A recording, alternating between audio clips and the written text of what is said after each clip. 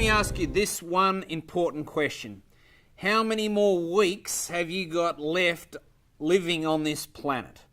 Okay, now for some of you watching this, it's going to be a scary figure that you just came up with, either based on A, your age, or B, how you're living your life as it relates to health.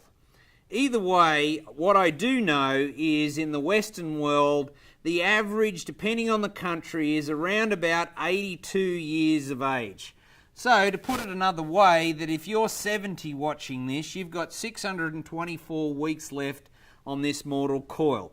If you're 50, you've got 1664 weeks left. You know, it's about a bit over 1,600.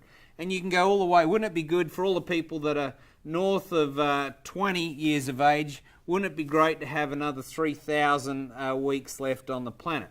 Now, again, you might say to me, well, Bruiser, look, I'm going to live to 100. Well, okay, therefore increase the math, etc., etc. I'm just doing this off the averages.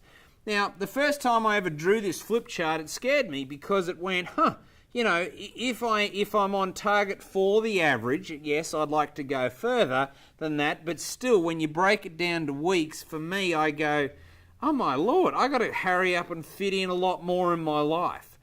And the reason I do this is A, to challenge you on, firstly, are you living out your bucket list and, you know, all the things that you need to do before you kick it, are you going to get done? Okay, have you got a plan for it? Have you speak about it with your family, etc., etc. So the first thing is knowing what you want. The other part of the equation is, do you have enough, write this question down, do you have enough wealth to support you in old age? Now, if you think about this, if you're from China and a lot of those Asian countries, they rely on the next generation to fund the parents in old age. That's their custom. That's not so much relevant in the Western world, all right? And if you think about this, some countries do a better job at welfare than others.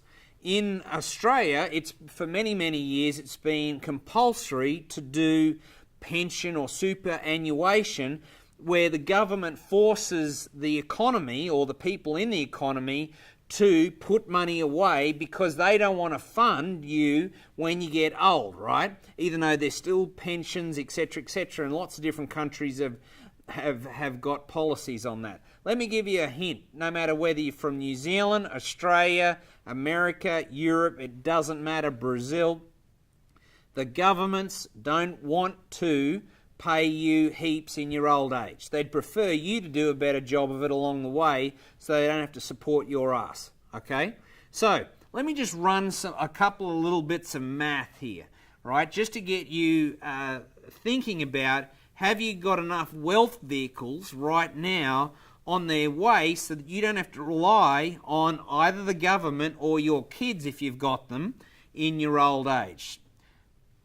So, if you believe in retirement, let's call it at 60 years of age. Now, there'll be people that are watching this saying, I'll never bloody retire, Bruiser. I'm going to work until they, put me in the box. I'm good with that, but at least go with me on this particular process here, is wouldn't it be a good idea that you didn't have to work past a certain age and you just did it on choice for your love of it, not because you needed it for the dollar, okay?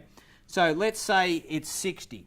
Now, if you go back to my prior point where the average is 82, that's the life expectancy, you're going to need about 22 years, roughly, worth of wealth to live off so that basically you can have the quality of life in those later years, all right?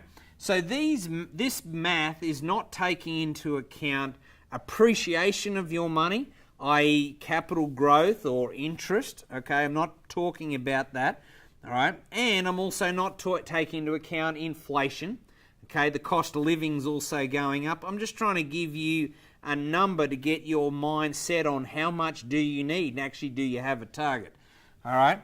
So if you wanted to live off $100,000 between you and your life partner, your spouse, etc., right, and you had 100 grand, again, not taking into account appreciation of the money or inflation, at the age of 60, you're going to need to have $2.2 million parked up somewhere. Now, based on that, you would need to, and what I'm saying here on this process is you'd eat all of it, right? So when they put you in the box, there's zero left in the account in your will, all right? I'm just saying that as an example. So 2.2 if you want to live off 100.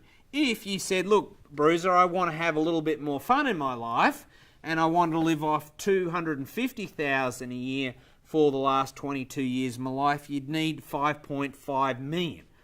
Now, anytime I present this chart, what I'm trying to do here is to kick people into gear, all right?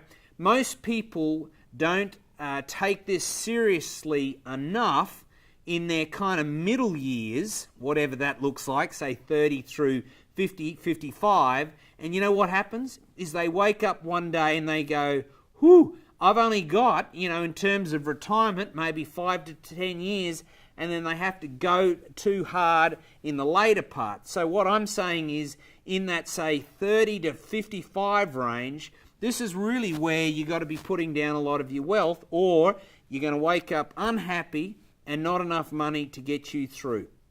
So hopefully this spins you the right way into gear.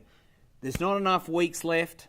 Live life to the fullest, put a bucket list down, and let's go and create some wealth so that you've got some choices in the later part of your life.